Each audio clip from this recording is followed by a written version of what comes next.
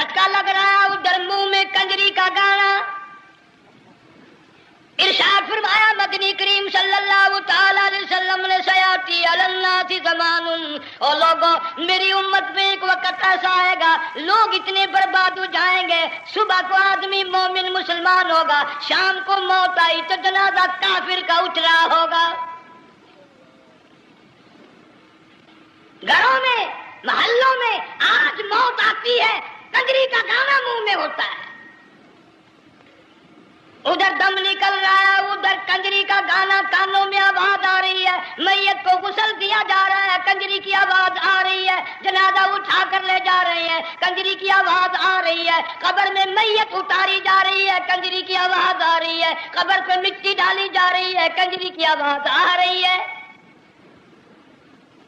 اس ماحول میں، اس معاشرے میں ہم کس طرح ایمان اور یقین اور ایمان ساتھ لے کر مریں گے؟ ہزاروں نہیں لاکھوں کو مرتے وقت کلمہ نصیب نہیں. قسم دے کر پوچھو، ماں مر رہی ہے کلمہ منہ سے نہ نکلا، باپ مر گیا منہ سے کلمہ نہیں نکلا، بیگم صاحبہ چل بسی منہ سے کلمہ نہیں نکلا. ہزاروں چلے گئے اور اپنے جانے کا پھر بھی یقین نہ آیا. تم نے کبھی سوچا تک نہیں، خیال تک نہیں کیا.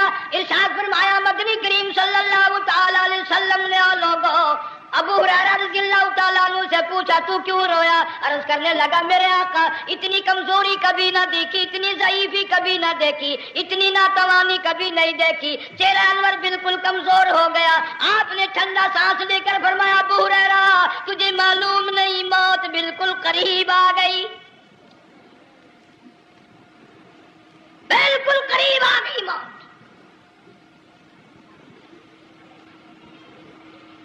تیری ایک انگلی پکڑ کر اگر کوئی مروڑ دے کتنا دکھ ہوگا، درد ہوگا. ہائے ہائے ہائے. جنگ والوں کبھی تم نے سوچا نہیں 360 رگیں ٹوٹیں گی کیا حال بنے گا، اعضاء چھوٹیں گے، سر کے بالوں سے لے کر پیروں کے ناخنوں تک ہر جوڑ کو توڑ کے رکھ دیا جائے گا. وزیروں، سفیروں، امیروں، حسینوں، جمیلوں، تمام کے جوڑوں کو اکھاڑ کے رکھ دیا جاتا ہے.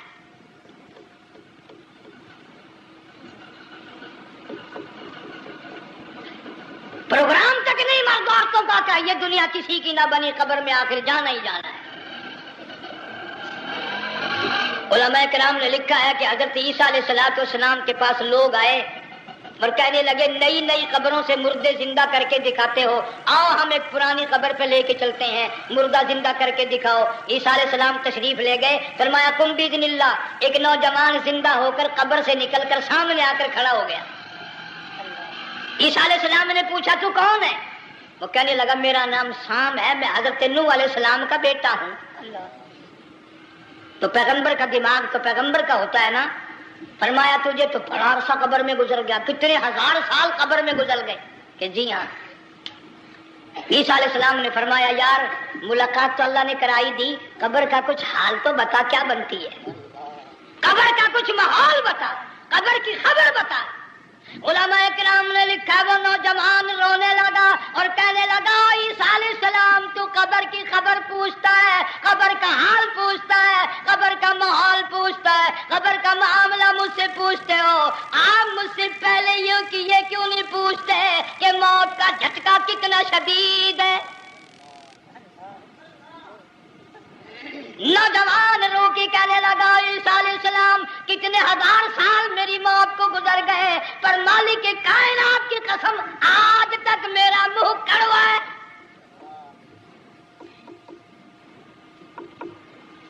اس لیے جنگ والوں لمبی چوڑی بات کہنے کا وقت نہیں، حالات نہیں. میں تو تمہیں اتنا سا پیغام دینے آیا، کھانے پینے کا زمانہ ہے.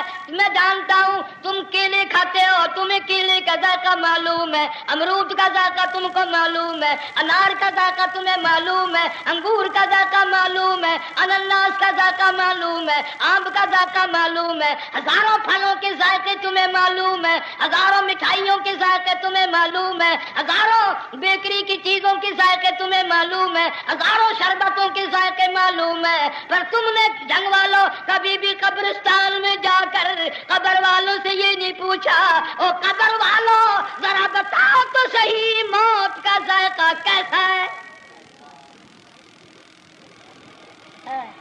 اللہ تم نے چکھا نہیں، جنہوں نے چکھا وہ بتانے نہ آئے کیسا ذائقہ ہے۔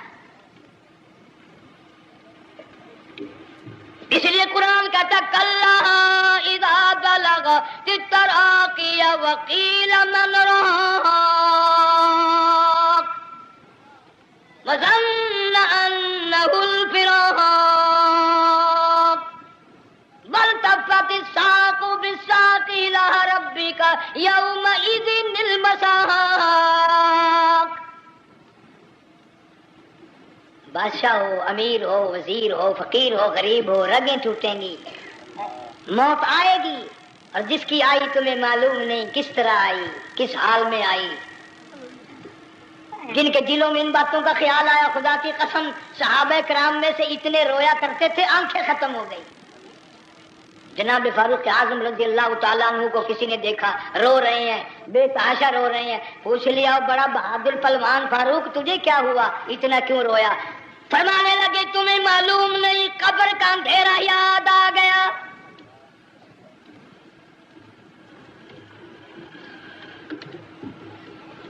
1,29,000 صحابہ کرام اس آخرت کے لیے قربانیاں دیتے آئے، اولاد کی قربانی دی، مال کی قربانی دی، جان کی قربانی دی، جو کرنا پڑا وہ کر گزرے، لیکن محمد عربی صلی اللہ علیہ وسلم کا دامن نہ چھوڑا۔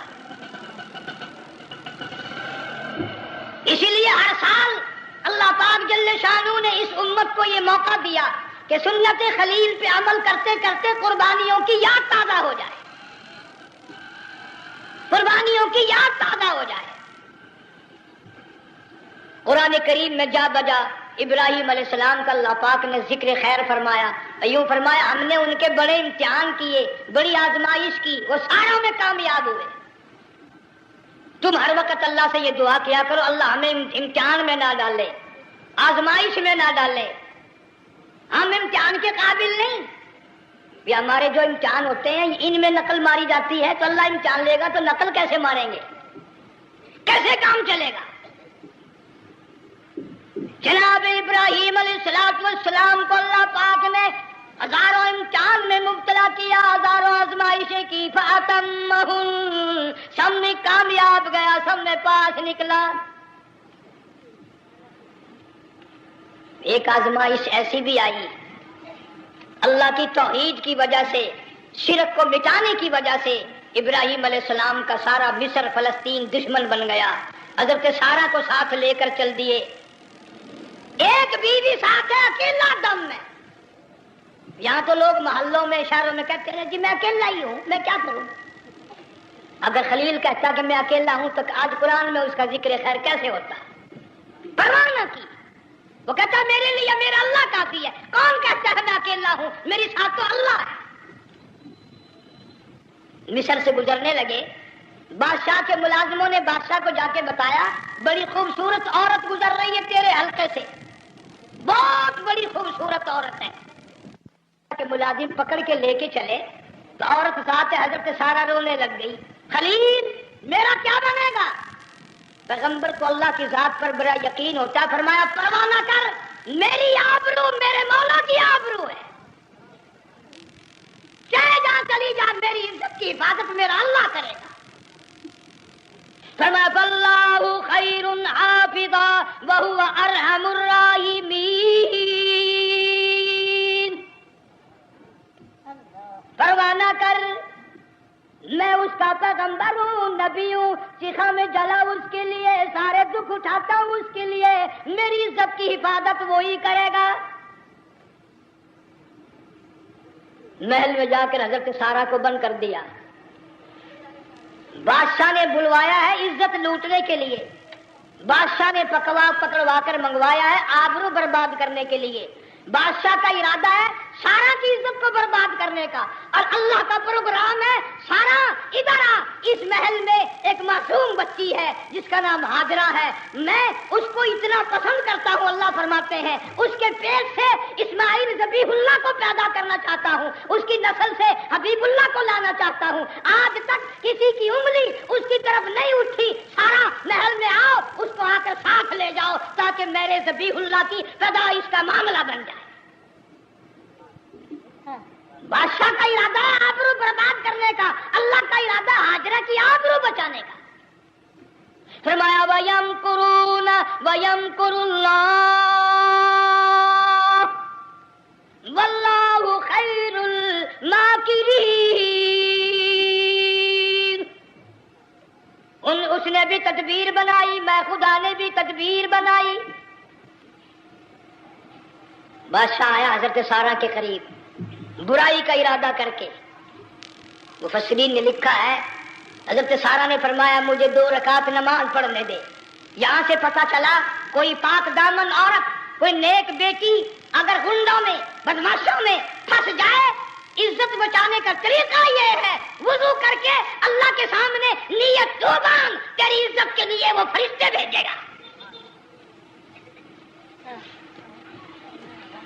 علماء کرام نے لکھا ہے کہ ایک جہاز سمندر میں چل رہا ہے، طوفان آیا، جہاز تختہ تختہ ہو گیا، کچھ لوگ غرق ہو گئے، ڈوب گئے، کچھ تختوں پہ بہ کر کے چلنے لگے۔ ایک عورت گود میں بچہ ہے، ایک حبشی نوجوان دوسرے تختے پہ بیٹھا ہوا جاتا ہے۔ اس نے عورت اکیلی دیکھ کر اپنا تختہ چھوڑ دیا اور بدماشی کے ارادے سے عورت کے تختے پہ آ بیٹھا۔ تم جنگ والے سوچ رہے ہوگے کہ ڈوبتے وقت بھی باز نہ آئے، یہ سیلاب آتے ہیں لوگ بدماشیوں سے باز آئے؟ ڈوب گئے مگر باز نہ آئے، بغیرتی لوگ کرتے ہی رہے۔ علماء کرام نے لکھا حبشی نوجوان نے عورت کا بچہ چھینا، سمندر میں پھینک دیا۔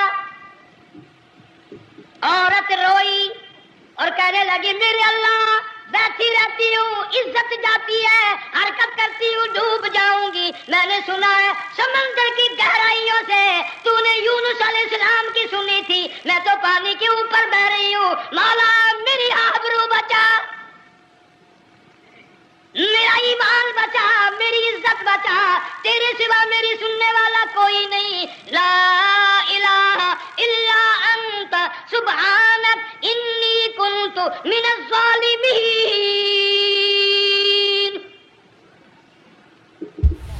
علماء نے لکھا ہے کہ ایک گردن سی نمودار ہوئی پانی میں سے اور حبشی نوجوان کو ایک ہی لقمہ بنا کر لے گئی۔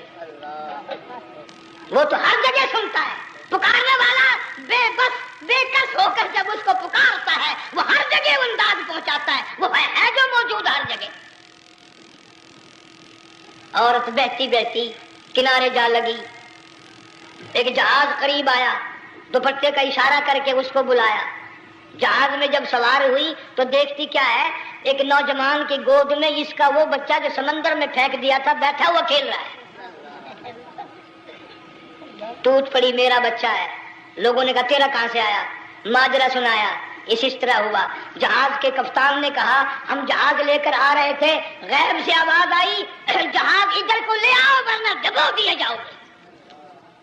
ہم جب جہاز وہاں لے کر پہنچے تو دیکھتے کیا ہے کہ ایک جانور کی پیٹھ پہ یہ بچہ بیٹھا ہوا کھیل رہا تھا۔